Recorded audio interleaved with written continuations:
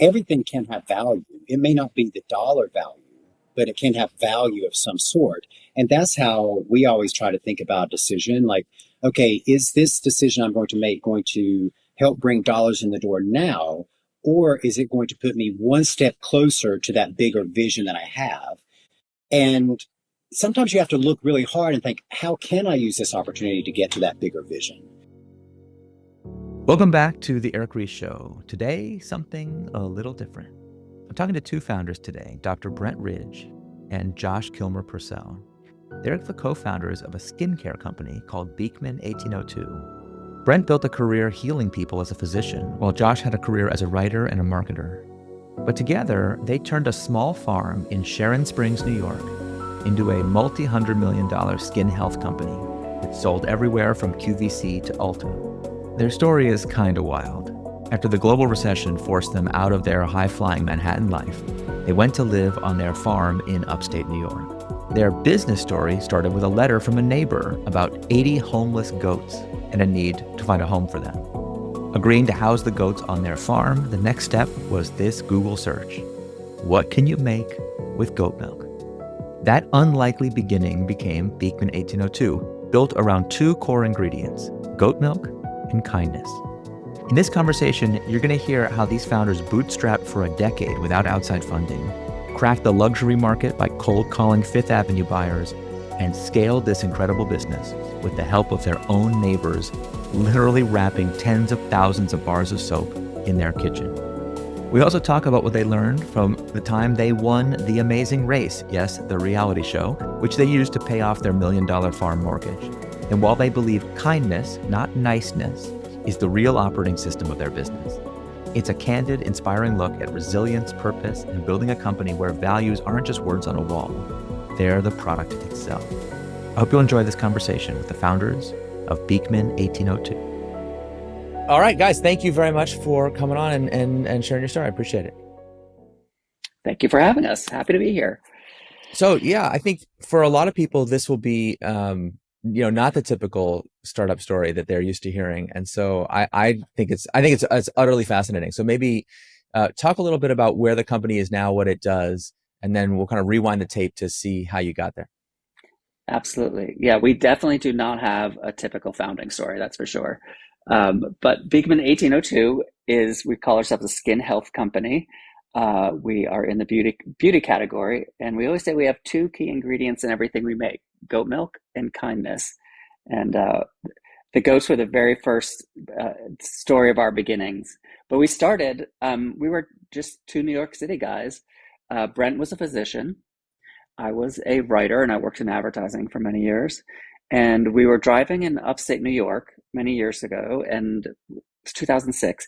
And we found this little tiny town called Sharon Springs in this farm on the outskirts of town that was for sale. We fell in love with it. We cashed in everything we owned, and we bought this farm thinking it was just going to be a weekend getaway.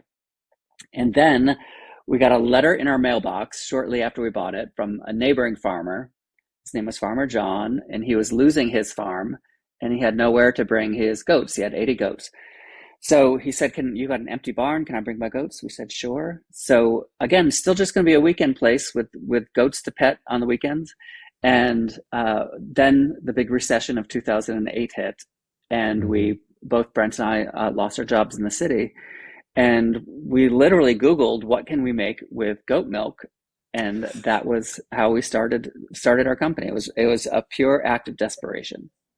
And we say that letter that Farmer John wrote and put in our mailbox was the original act of kindness that started Beekman 1802. And that's why we say, as Josh said, we have two key ingredients, goat milk and kindness.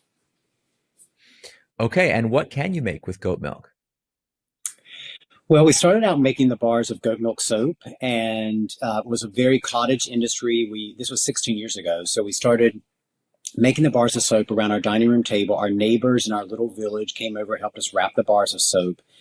And as we started getting anecdotal feedback from people who were using the bars, how it was really helping their skin, particularly if they had skin issues or skin sensitivities, I just put my research hat back on. I'm like, I'm going to investigate this further. Of course, goat milk has been used for thousands of years to treat people with sensitive skin, and it's used in almost every country in the world. But no one had really ever researched why it might be influencing the skin barrier.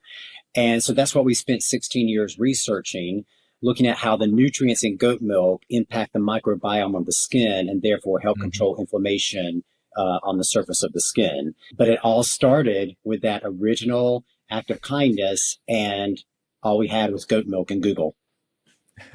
I gotta ask, how did you make the first bars of soap? We went to Google and said, are there any soap makers who live anywhere near the vicinity of our farm in Sharon Springs, New York, which is this little tiny village about 3.5 hours drive from Manhattan. And we found a local soap maker who was making olive oil soaps. And we said, hey, we have read online that you can make soap using goat milk. Would you want to work with us to make these bars of soap using the goat milk from our farm? And she said, yes, of course, I would love to work with you. And as you can see, the threads of like this soap maker, Deb, who's one of our neighbors, or all the neighbors who helped us wrap our bars of soap, those original orders of soap, that idea of community and neighbors is very important to us. And even to this day, we call all of our customers neighbors.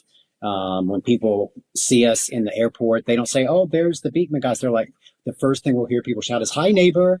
And we'll know that they're talking about us. It's such a crazy story.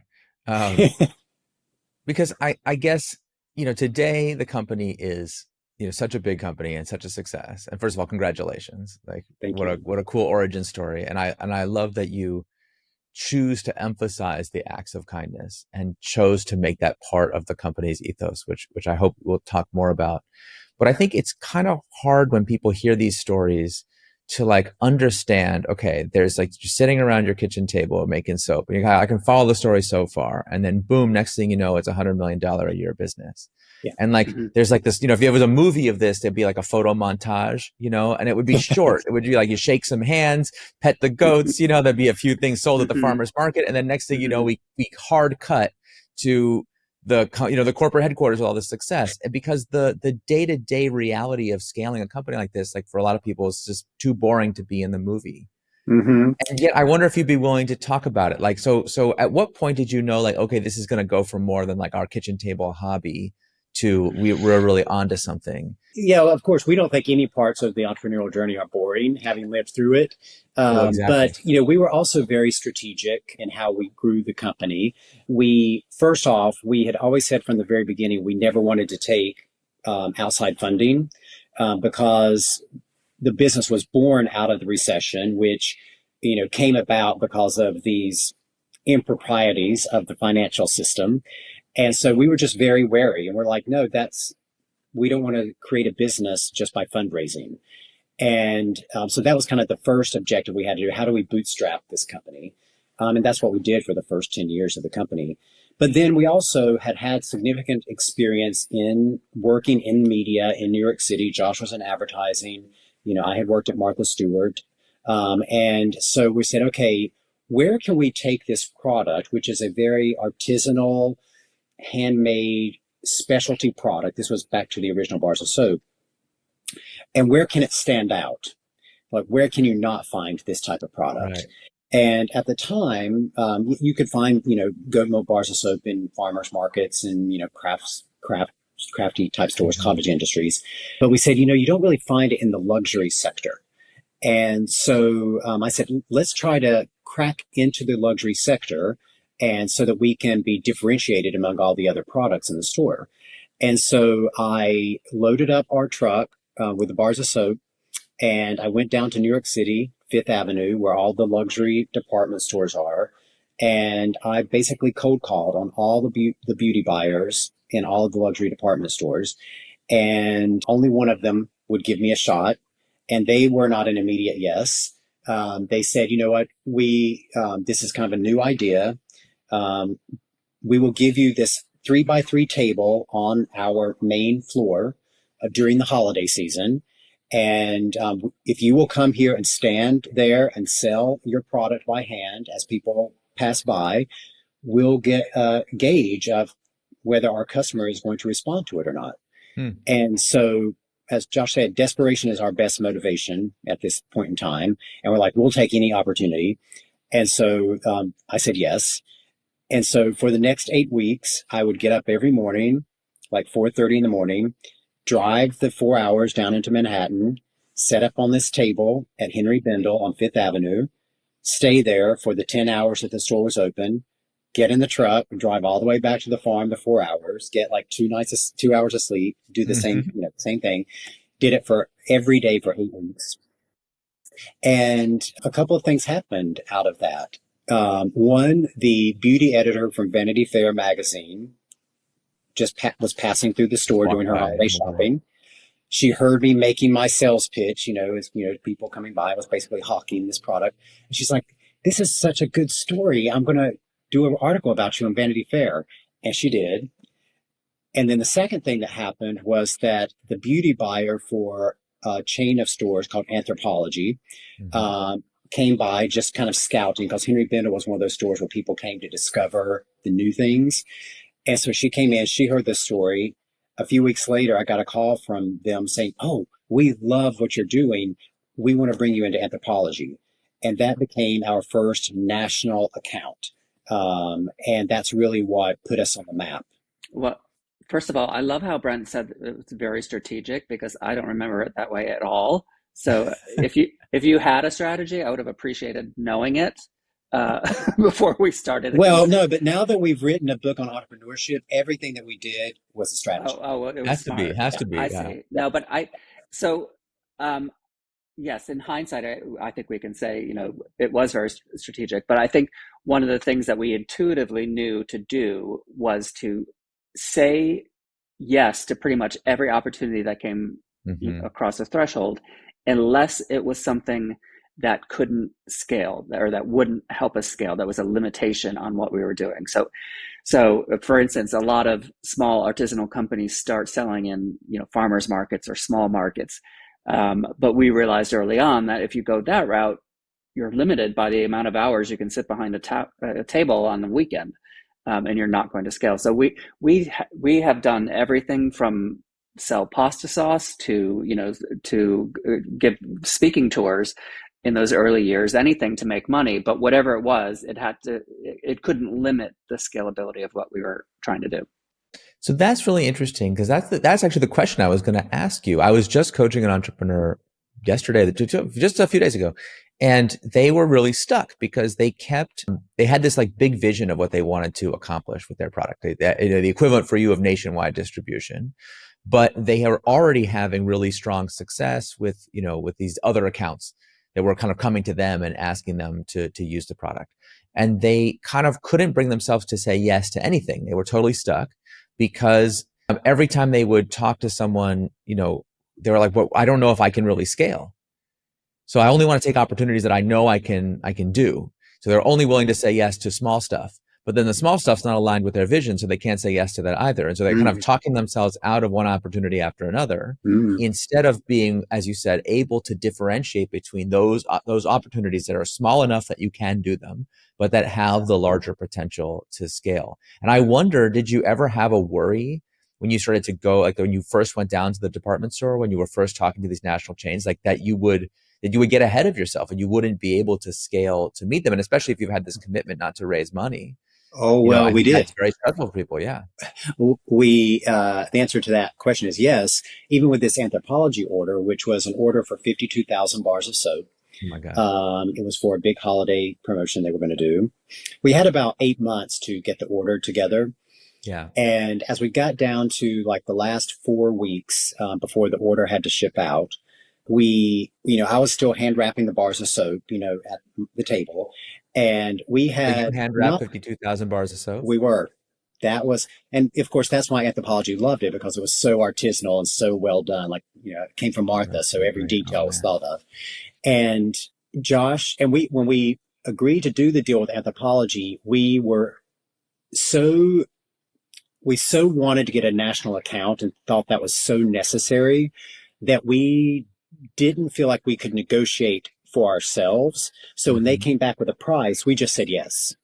And so the margin that the amount we were making like a nickel on every bar of soap, like nothing. So we got down to this 4 week period, and Josh, I kept saying, I'm going to get this done. I can get it done. I can get it done. And Josh, like, there's no way you're going to get all these bars of soap wrapped.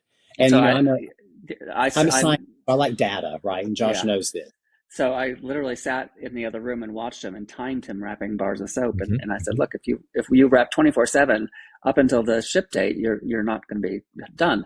So what we did is we actually called one of our neighbors who worked in the post office and said, hey, everyone. Is there anyone that can come help us? We can't pay. Like, we don't have money to, we're making no money off this order. But if we get off the ground, it could be a good thing for everybody. And so our neighbors actually came and Wow. and wrap soap around our dining room table for free. And the reason that a lot of them did it was they wanted community. They wanted to be part of something that looked like it was growing, that was fun. And then most of them would buy a bar of soap that they had just wrapped to take home with them to help support this effort. But that was an early lesson for us, that not all business transactions have to be financial. You just have to look for what people are looking for. In this case, we had employees that needed community and needed a purpose and things to do.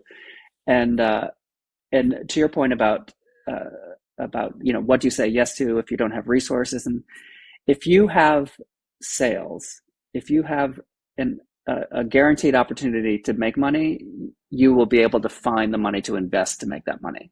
If you have a PO in hand, you will always be able to find a way to make that PO happen. So I think you have to have faith in knowing that you will be able to accomplish it. You can't just blindly say, well, I'm going to go raise a bunch of money and buy a bunch of stuff and hope it sells. If you have sold something, you will be able to get it to them.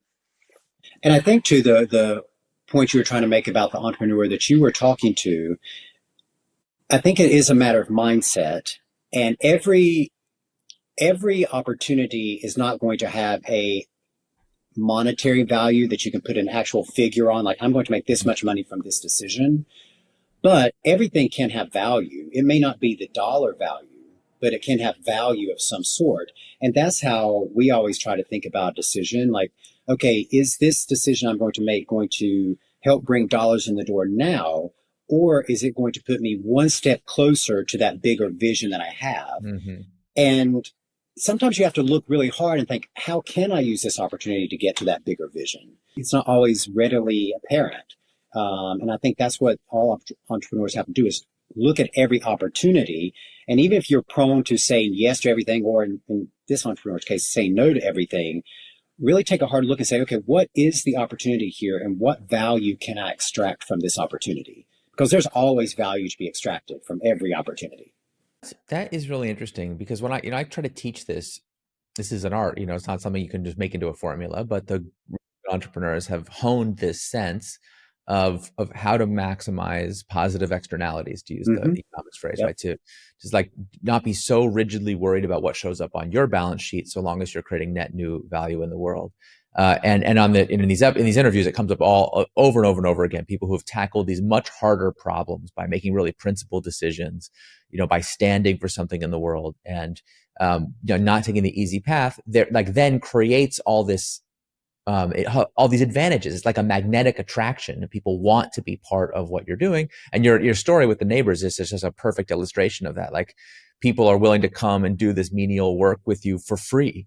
Not even getting paid. It's not, like, from the outside, it's so people who are steeped in the transactional way of thinking couldn't possibly understand why that would happen. And they'd be like, you must have tricked them. There must have been some deception, right? But that when you take that path, it activates this power. It's just like a natural part of the business. And therefore, you can choose actions that don't show up on your balance sheet immediately, but have these longer term unexpected benefits to them. However, yeah. Oh, go. No, one now more I want to point know in the however.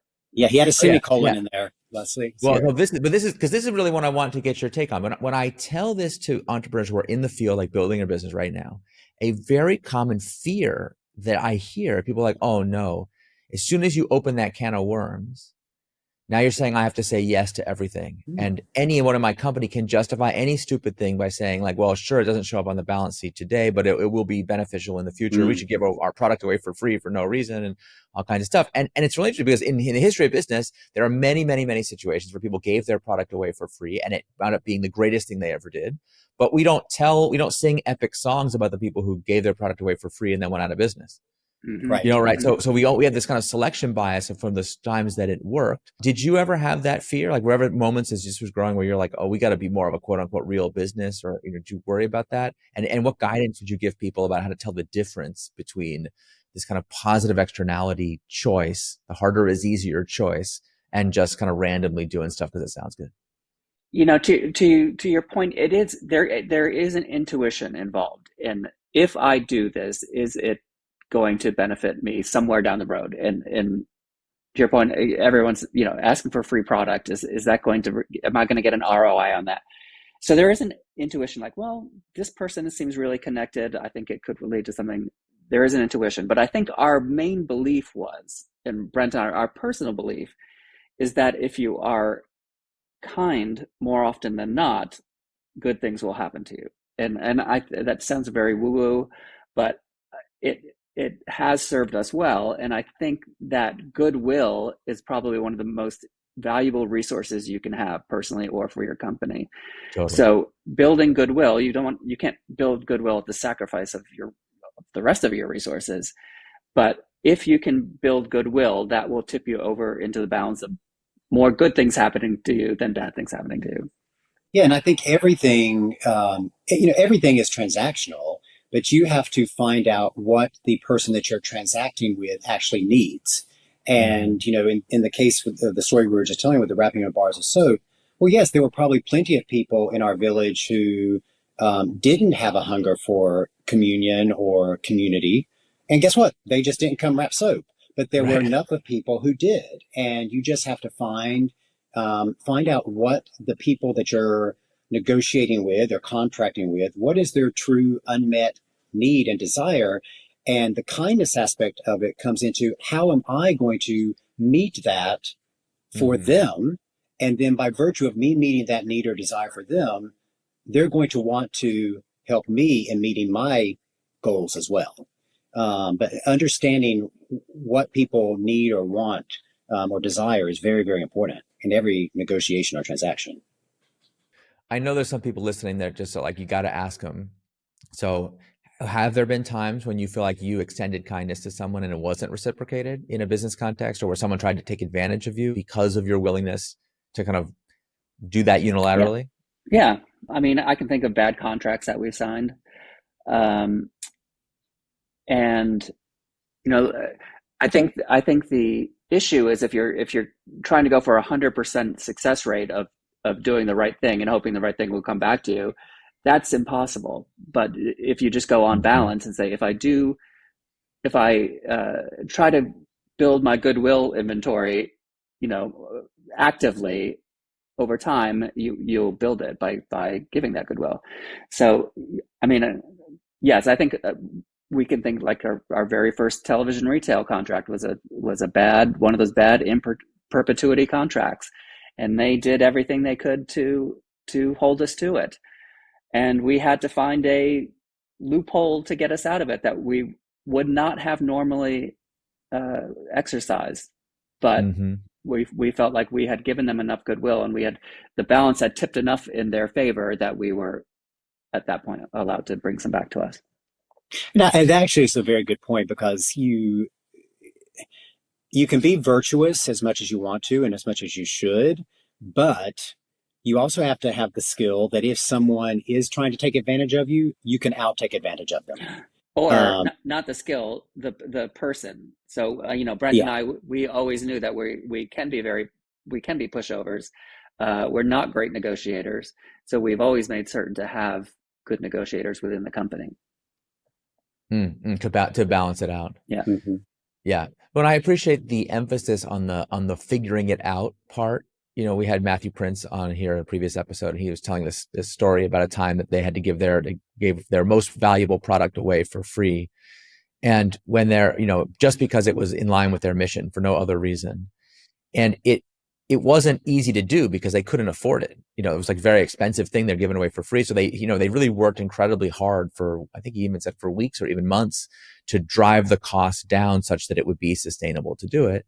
And although they did lose a lot of money from the choice, of course, the goodwill that it built over time made the company dramatically more valuable, and they easily made it up on the back end. But he was at great pains because, of course, I want to draw these lessons and have people do, emulate the people that I admire. So I'm like, he was at great pains to be like, this is not just about giving stuff away for free. Mm-hmm. It is about the discipline, principled decision making to figure it out, to make sure that it works in an unit economic way, that it is in fact sustainable. And yet the stories you're telling, I mean, I keep going back to the 4-hour drive to the department store, but that I didn't even realize that like the victory of that incredibly hard work was the privilege to then get to wrap the 52,000 bars. So it's like, I feel like entrepreneurship is such that video game where the boss at the end of one level is now the Goomba on the regular level. You just have to it keeps getting harder and harder and harder. So like that, your reward is always this more hard work. So help me understand, like, at what point did you realize, okay, there's my personal virtue, there's my personal work ethic, I'm willing to do this. But if the order had been for 500,000 bars, and surely at some point you've physically put in field, there's not enough hours in the day, the village doesn't have enough people looking for community. Like, how did you find that balance to say, okay, now it's time to professionalize, now it's time to invest, it's just like to make those investments when, if the value of the product is in its artisanal, handcrafted nature, that is so easily lost. Well, that was the value of it at the time. And, as we were sitting there wrapping the, 51,000th bar of soap, we're like, oh, here's another nickel, just made another nickel, and it gave you plenty of time to think, how am I going to invest this nickel that I just made? We knew all along, we were always interested in the science of the goat milk and trying to understand why it was so good, but we had to get there. We had to be able to afford to do the research. Yeah. And we just always had a very long-term way to think about our business and like, okay, we know X, Y, Z are the things that we need to do.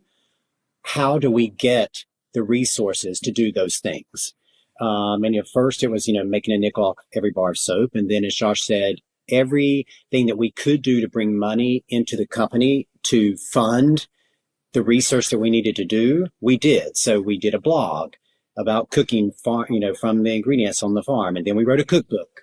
And then we, so everything that we could to bring in incremental revenue, we did.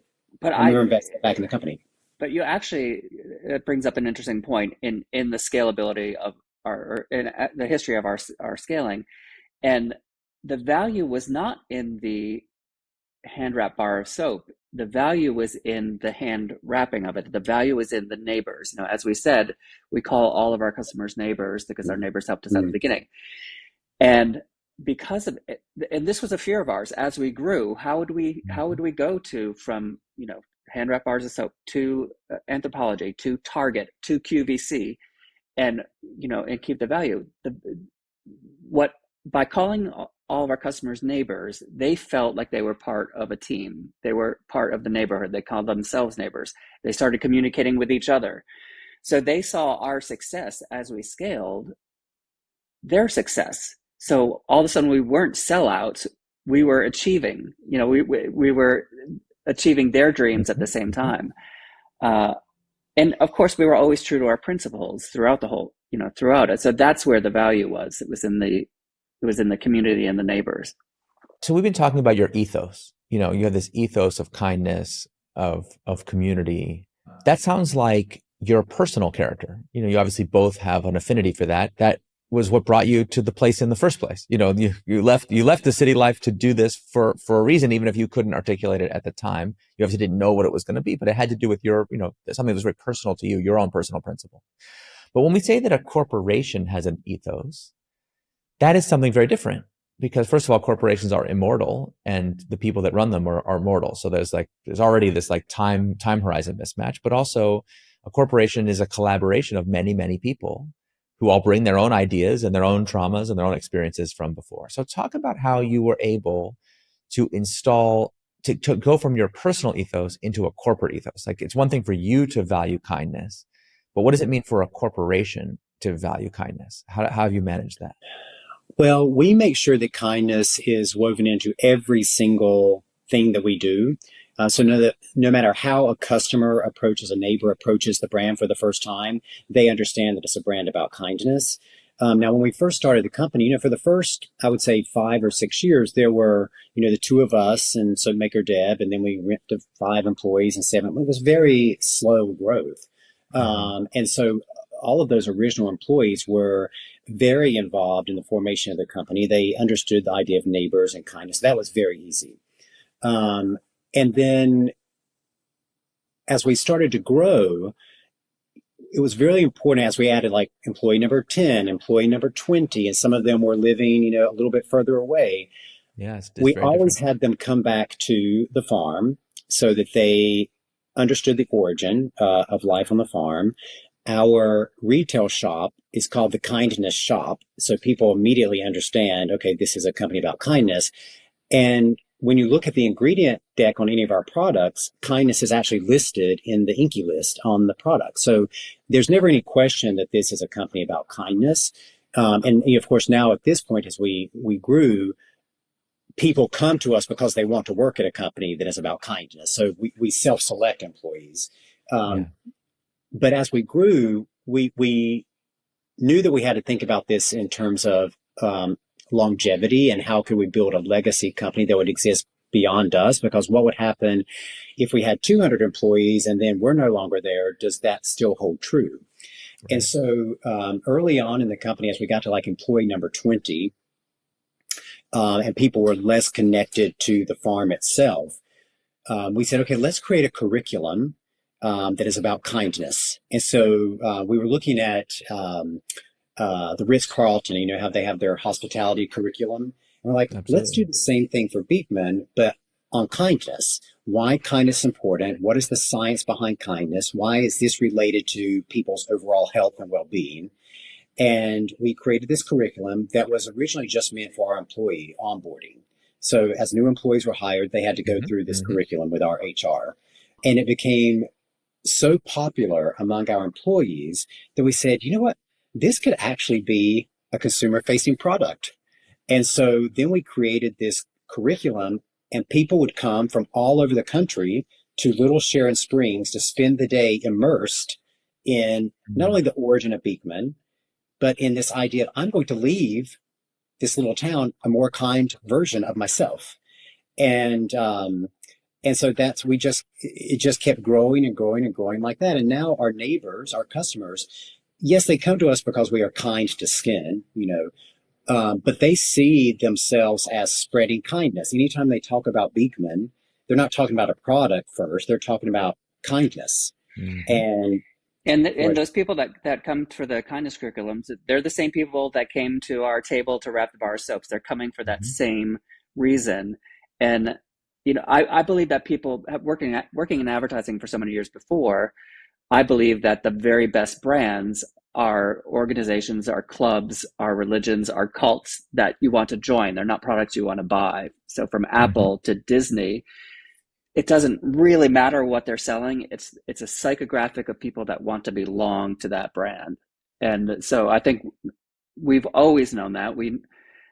There's not I would bet we don't have a single customer who's sort of just a Wall Street tech bro douche. Like, we don't have one, because that person would not feel comfortable using our products.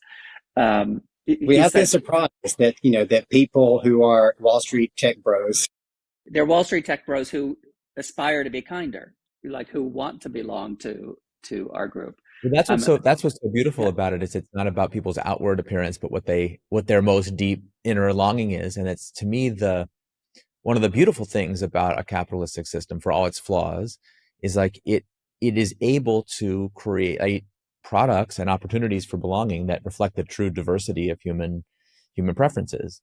And yet I think so I'm a big believer that every company should declare its purpose and be very forthright about what is it trying to maximize, what is its purpose, and then we'll let the market decide, and then people can work for and buy from and invest in the companies that reflect their values. And when people hear that, I often get complaints that it sounds a lot like moral relativism. Am I really saying that I can't tell the difference between what you guys are doing and what Philip Morris is doing? Yeah, but yes, I can tell the difference, and yes, I have my own personal values as you do. But I think that deep down, there are certain universal principles or truths that when you activate that connection, people respond, and it is a source of competitive advantage. Like, to put it into business terms, it's not some soft, intangible thing that can't show up on the balance sheet. I would say the trustworthiness that you have built up with your customers, with your neighbors over all these years, is probably your most valuable asset, more valuable even than the brand, and certainly, even more valuable than the goats, like that ultimately is what people are connecting to. But I think, again, people hear that and they're like, oh, okay, well, I should put a lot of money into my brand, have a good brand, have the brand stand for something. And we have these companies doing these really empty campaigns to claim that they value something when it's so obviously fake, Yes. and so people You, worry that, well, if I do the extra effort to do the real thing, how am I going to stand out from all these fakers? And I always try to reassure them, like, the provenance of this thing will come through. Don't worry. But yeah, like, how have you guys experienced that? well, I think you cannot buy your way to a purpose. It has to be earned. You have to demonstrate it. And I heard someone say the other day, because so many people talk about authenticity, which is so related to purpose now. And you're talking about your purpose has to be authentic, and not just a marketing campaign. And someone said there is a KPI to measure authenticity, and it's longevity. And you just have to keep doing the same thing and saying the same thing and demonstrating the same thing and representing the same thing over time. And that's how people come to understand the power of your purpose and identify with the purpose. And, I think that's one of the great strokes of fortune that we had, was that we started 16 years ago, before social media, when the expectations of growth were not as amplified as they have been over the past decade. Yeah. And so it really enabled us to have a very long-term perspective of how we were going to grow the business. And we say, and we talk about this in the book as well, so much in the past decade has been the Shark Tankification of entrepreneurship, Oh, yeah. where the thought process was, I need an idea, then I need to get someone else to give me the money so that I can grow the idea really quickly. And that is a brand, or that is a company. And that's not a brand, and that's not a company. That's a TV show. It's a TV show. Yeah, it's a fundraising company. Right. And yeah, it's sad. I have many friends whose companies exist to raise money. Yeah. So like they no longer make progress to serve customers. They serve customers so that they can make progress, so that they can raise money. And there is something corrosive about that. After a while, you can very much lose sight of why it is that you exist in the first place. You're a fundraising company. And I'd like to go back to something you said about mission and purpose. And I think people misconstrue that as a moral value. Like your mission, somehow you have to be charitable, like a mission itself is charitable. It's not. Your mission or purpose as a company could be to provide the very best value. I mean, that's Walmart, that's their mission, that's their value. They live it, they do it. I don't know if it's a moral benefit or not, but that's their benefit. Another luxury company, their mission could be elitism, like only the very few people, select people can have this product. That's a very valid purpose and mission too. So I think when people confuse purpose and mission with a moral value, morality. Yeah, I do think we live in a world where people are pushed to moralize everything. I think actually to keep it out of the domain of the practical. Like, it's actually a very clever trick to keep it out of business, to be like, oh, as soon as you talk about anything now it's morality, therefore we can't talk about it, therefore it's not serious, and therefore you should go back to being as exploitative as possible. And so I actually think, like, really being clear, when people talk about purpose, people act like purpose is super vague. Like it's only for virtue signaling, whatever. And my favorite quote, there was a big financial investor that was complaining about Unilever, because Unilever was talking about infusing purpose into all their products. And he put out this amazing quote that was like, at the point that we're talking about the purpose of Hellman's mayonnaise, something's gone terribly wrong, right? Like, we've lost the plot. And I was like, I hear you, man. I totally get it. Like, a lot of the ESG rhetoric is it's ridiculous. I totally understand. These companies are saying absurd stuff. And yet Hellman's mayonnaise is food. like say what you will about it. Its purpose is actually very clear. This is not like we're acting like some kind of strange thing to say that things have a purpose, but they do. And of course, where it really comes down to is at the level of the corporate charter. At the end of the day, Yeah. a for-profit company has a purpose, either the purpose of maximizing shareholder value or some other purpose. I happen to think, as people heard me talk about ad nauseum, we ought to be redefining what it means to be a for-profit company to be about maximizing human flourishing. And then we can include, you and Costco and, like there's all these companies that like they try to do the right thing, do it in a principled way. And I was talking about Cloudflare just a minute ago. They make a firewall in a cloud, very different from goat milk soap. And yet we have this common aspiration. Human flourishing is big enough that we can each choose an aspect of it that we want to optimize for. And so the purpose is then to do that optimization. That's actually tangible, legal, and because you didn't take outside investment, you didn't have to worry about investors breathing down your neck and claiming shareholder primacy and all that stuff. But we do now. We do now. Yeah. So that's what I was going to ask you. It's like, as this thing has grown and you've kind of had to interface more and more with our modern financial system with all its gravity, what have you done to keep that purpose, at the center of what you do? We chose the right partners. There are lots of partners out there that you can choose, and you just have to find the one that aligns with your goals. For us, I would say Josh and I, even though our business is in the beauty industry, we think of ourselves as a kindness company, and we think every decision that we make, is it going to encourage people to be more kind to themselves? And by virtue of being kind to themselves, is it going to help them, enable them to be more kind to the next person that they meet on the street? So we think that these, by creating the products that we create, we enable these moments of self-kindness and maybe these rituals and moments of reflection every morning and every night before you go to bed that makes you feel more kind, and then you put more kindness out into the world.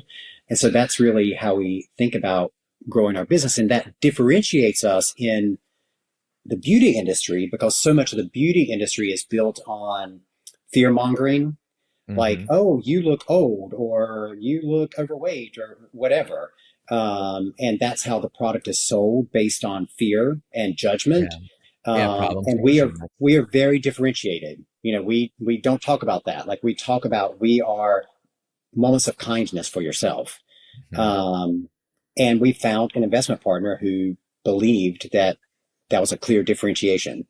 And the ROI of actually having a purpose is, I'm not saying it's just a charitable thing for our customers and, a nice thing to say.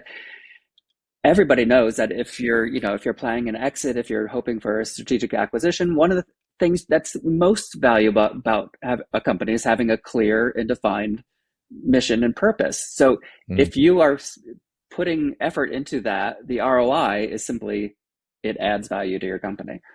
I want to ask you about kindness in particular as a value, because I was talking to an entrepreneur the other day who told me this story. He had kind of built this company and then had gotten fired as the CEO, and then the company actually went downhill when he was gone, and they actually brought him back. So it was kind of like in his second stint running this company. And he said one of the big mistakes he made the first time around is he really had his idea was that like your employees are your family, and taking care of your employees was like the number one most important value to him. So that was his value. And it sounds superficially very similar to what you're talking about. Yet he said in his first stint, it made him a total pushover, because he felt like, if I'm taking care of my family and taking care of my employees, I have to basically do whatever they say. And I could just see someone listening to me and be like, okay, if your value is kindness, what if an employee is like, it would be awfully mean if you didn't give me a raise right now? I want this, I want that. Okay. Yeah. We've thought about this a lot. I'm sure you must get it all the time. So explain to me how I can tell the difference. It's a very simple explanation. There is a difference between being nice and being kind. And it's a subtle difference, but being kind, and employees is a perfect example. How do you terminate somebody and be a kind company? Well, you do it knowing that if you don't do it, you're being unkind. If you're keeping somebody in a position that they are not succeeding at, you've helped them as much as you can to succeed. It's not the right place for them to be. It's not the right person for you to have. It's an unkind thing to do to keep them in that position. And, from experience, we have never terminated or separated from a single employee that didn't wind up somewhere better for them, and of course, better for us. So it's just really knowing that difference between being nice and being kind. and being transparent. When employees come to us, and we decide to hire them, we tell them, listen, our purpose is to do XYZ. We're going to put more kindness out into the world. In order to do that, we have to sell product. And there are metrics that you have to meet. And we're transparent from the very beginning. And if there's some reason that either the way you communicate the product or your passion for what we're doing is not aligned with the success of the company, that's completely fine. You will find success in other places. We want, in the time that you're here, we're going to make sure that you leave with more skills than when you came to us. But that doesn't mean you're going to spend 20 years with us. And so I think that transparency is also kindness.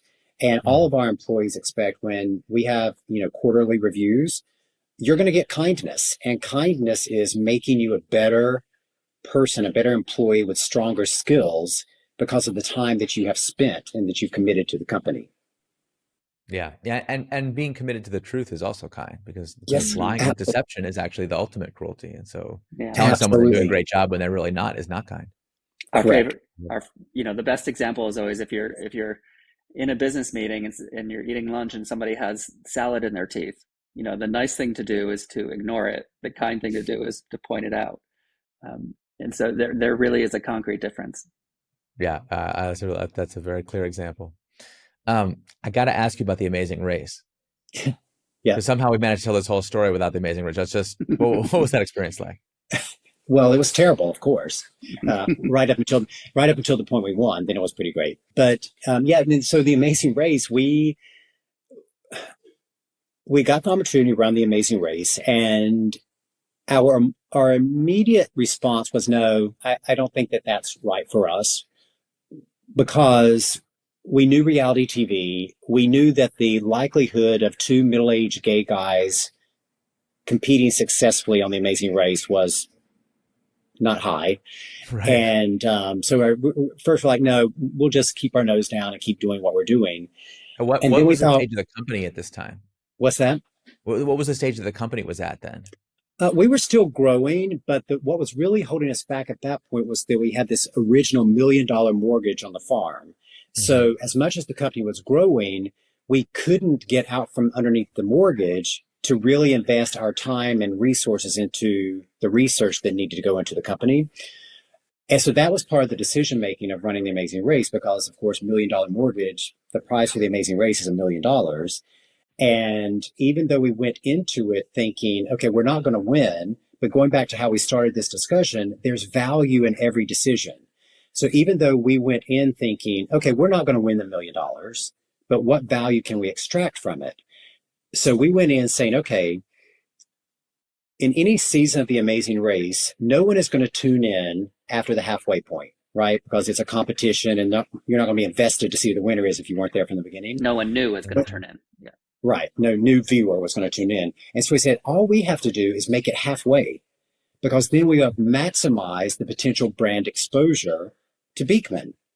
And so that's how we went into it. We said, okay, we just have to make it halfway, which was a realistic goal for us. Mm-hmm, mm-hmm. And that's how we approached it. And then we made it halfway, and then we just kept going.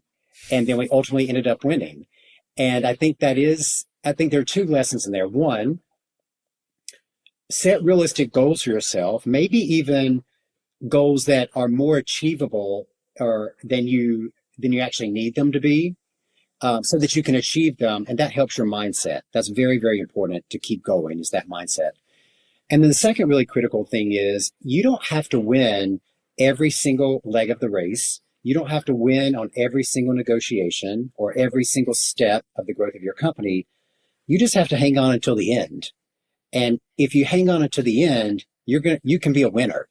And that's exactly what we did. We just hung on by our fingernails until the end of that race, and then ended up winning it. Yeah, just your typical startup story involving winning a reality TV show to get out from under your mortgage, as everybody does. Well, that's very cool. Do you ever feel like this whole journey is just like totally charmed somehow? No, I think that we are blessed by virtue of our upbringings. We didn't know how blessed we were. We both came from very rural parts of the U.S. I was Hmm. in North Carolina. Josh was in Wisconsin, both from lower middle class families. Hmm. We both were instilled very early on through community and through church, like the importance of community and hard work. And that was just such a blessing because all of those things that we learned as children, and even the idea of striving, right? Because both of us wound up in New York City because we're like, that's where you go to make it. And like Right, early right. on in our lifetime, we're like, if we can just make it to New York City, we will have made it. So all of that foundational work that our families did was Hmm. so important in our success, both in the hard work, the work ethic, the grit, but also in just finding the opportunity, like saying, okay, what is going to be my step out of North Carolina? What's going to be my step out of Wisconsin? We were just always had that thought process. How do your families feel about the fact that you went away to the big city and then went back to the farm? Well, Josh's mom always said, "Oh, I thought you were going to marry a doctor, but you ended up with a goat farmer." Uh, but I think they're happy. I mean, they've been along on the journey for us, just like all the other neighbors, Yeah. and everyone understands the valuable part that they have played in our success. And I think the most proud thing we are of our company is that no matter who we have interacted with over the past 16 years, no one has come out worse from their interaction with our Mm. company than when they started. Everyone has been bettered, whether it's our family, whether it's our friends, whether it's our teammates, whether it's our community. Everyone's life is at least a little bit better. Hmm. And I mean, I don't think we could have asked for a better outcome than that. And yeah, and I'll admit, like, yeah, I've always been a little bit mercenary about kindness. Like, I really do believe that it's a competitive advantage in business. And in New York, working in New York for so many years, I always saw that it was the people that were well liked that had long-term success. Yes, the complete, assholes might have had, quick achievements and things, but eventually no one wanted to work with them anymore. So I've always believed that if you are well liked and you're a nice person, you will succeed. Now, the hard part about that, you actually have to be a nice person to be perceived as a nice person, a kind person. So that does take work and commitment. But I think that's part of the serendipity is if you are helping other people achieve, they help you Hmm. achieve. Hmm. That's really cool. What steps have you guys taken to protect the corporate purpose, structurally? So are you a public benefit corp? Have you thought about like a perpetual purpose trust? Have you started to think about, a succession, what it might look like if someone else is running this company one day? Like what have been your thoughts in that I think dimension? the real protection is making sure the brand is strong. You know, Hmm. oh, yeah. I mean, if you look at like the Ben and Jerry's of the world, uh, you know, they had protections when they sold themselves, after protection to help keep their purpose. But I sort of feel like even without those protections, that brand people, employees, customers would gravitate towards that brand for what they were originally based Hmm. on. Hmm. Yeah. Um, so I believe Do you creating a worry strong about, worry brand. about, It, do you ever worry about being forcibly acquired by a private equity firm or something like that? Worry about it? No. I mean, is it a possibility? Yes, everything is a possibility. But, we've always had even from the very beginning, we had a very long-term vision of the company and have been very methodic about thinking, how do we make this so indelible that it can never change? And if you go back to the very beginning of the company, even the name of the company, Beekman 1802, right? It has nothing to do with us. It's not the Brent and Josh Hmm. company or even the Yeah, kindness yeah, company. yeah. It's Beekman 1802. And the way that name came about was the farm was built by a gentleman named William Beekman in the year 1802. And so even before we got started, the company was already 220 years old. Hmm. So there's already that sense of legacy there. Hmm. And then also, as we started hiring employees, we were very clear from the beginning that we are not the CEOs of the company. We are valuable to the company as founders and creating the mission of the company and the direction of the Mm-hmm. company. But the company itself is a business run by other business people who happen to share our philosophy. And by virtue of making that philosophy and that brand ethos so strong, every leader that we bring in can perpetuate that idea. And even now, as we have field team who goes out in Ulta. We have other representatives who sell product on on QVC and on HSN. It's still very apparent in every single person who is speaking for the company that kindness is what this company is about. So I don't really have any fear that that will change. And in fact, this brings us back to the GOAT wisdom, because now 16 years into the company, we wanted to make sure that it was put in writing in the Library of Congress how this company started and Mm-hmm. why this company exists. And we didn't want to do it in just a book published by HarperCollins. We wanted it a book published by Harvard Business, because they are the authority in what has made a good business. And so every step of the way, we think about how do we set the gold standard for the type of company that we're creating in a way that cannot be erased. And hopefully that's what we're doing. Who are the other companies you admire or you took inspiration from? I mean, obviously Dr. Bronner's comes to mind. Certainly for me, I'm curious if like there are companies like that that gave you a sense of like, oh yeah, this is possible, or just who have been your inspirations? You might find this interesting, but the company that we most admire, most model ourselves after is Disney. And it's because Disney represents the idea of family, togetherness, magic, happiness. And no matter what they put that brand on, it could be the craziest merchandise design that you can think of. It still represents those Mm. same core things.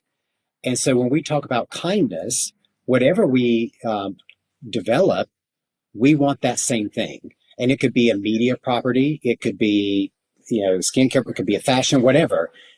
Kindness is the thing that is represented by that product. So the book is Goat Wisdom, published by Harvard Business Press. Talk just before we wrap, just obviously people should check it out, and I think people will find the story utterly fascinating. You've got just a little taste of it in this conversation, but what a wild ride. But I feel like I what I really appreciated is that you attempted to distill that ethos down into ideas that other people could replicate. We've talked about many of them here, but talk about what the process of writing and publishing the book has been like. What's the reception been like? And just, like how has it been like, for your employees and for the people who are close to the company to see it out there in the world, like representing what you stand for? Talk about that aspect of it. Well, I think all of the employees have been very excited, because some of them, weren't there in the beginning. So they don't know the full story, the way we tell it in the book. And, it was very important to us in the book that we made it clear that even in this day and age, as we were talking about even before this interview, you have short bites, you have short attention spans. We're obviously in an attention economy. And so much of what you're fed are headlines about 5 easy ways to X, or you can make $1 million by Y. And we're not judgmental. Those things can sometimes be very lucrative. You can make a lot of money and you can have a very good business with some of those things. But if you want to create a truly greatest of all time business that is going to last and last and last way beyond you, you already know all the things that you need to know to do that, because the fundamentals of creating this type of business have been in existence for hundreds and maybe even thousands of years. And the reason we call the book Goat Wisdom, obviously goat farming is how we started, but greatest of all time wisdom, is because so many of these proverbs that we all know, we hear so many times that we don't even think about the meaning. Those were really the foundation of how you create a good business or you create relationships. And everyone already knows them, but they don't think about them. And so what we decided to do is go back to those proverbs and those maxims, so many of which happen to be rooted in agrarian economy, right? Because farmers were the original entrepreneurs, and say, okay, what does it mean to make hay while the sun shines? Where did that maxim develop? What's the science behind that maxim? And more importantly, if a piece of wisdom has been utilized for so many hundreds of years, guess what? It works. And it's actually like you've applied the scientific method to it. Like it's been replicated so many times. So don't get hung up on the latest quick fix or the latest hack. Go back to what has been tried and true through economic cycles, through years, through everything.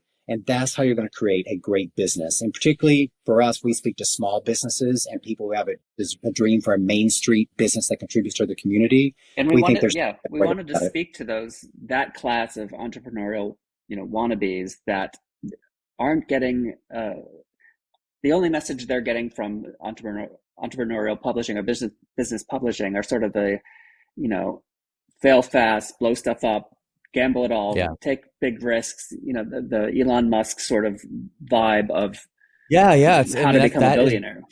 That's what gets the attention, that's exactly makes for drama. Yeah. And we wanted to, and there's so many great entrepreneurs and business people who never try because they're like, I don't want to, risk everything.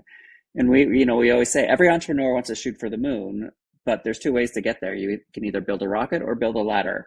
And, if you build a rocket, most rockets blow up. You might reach the moon, but chances are it's going to blow up. If you build a ladder, most of them don't make it to the moon, but at least you're a little bit higher off than where you started. And so that's kind of the crowd we wanted to speak to. That's so interesting. Well, as everything, I like the blend of wisdom and science and, ambition and kindness and long-term thinking. It's a cool mix. And I appreciate you writing the book, and I appreciate you coming on and talking about it. Thank you. It's been a great pleasure. Thanks for having us. You've been listening to The Eric Ries Show. The Eric Ries Show is produced by Jordan Bornstein and Kiki Garthwaite. Research by Tom White and Melanie Rehack. Visual design by Reform Collective. Title theme by DB Music. I'm your host, Eric Ries. Thanks for listening and watching. See you next time.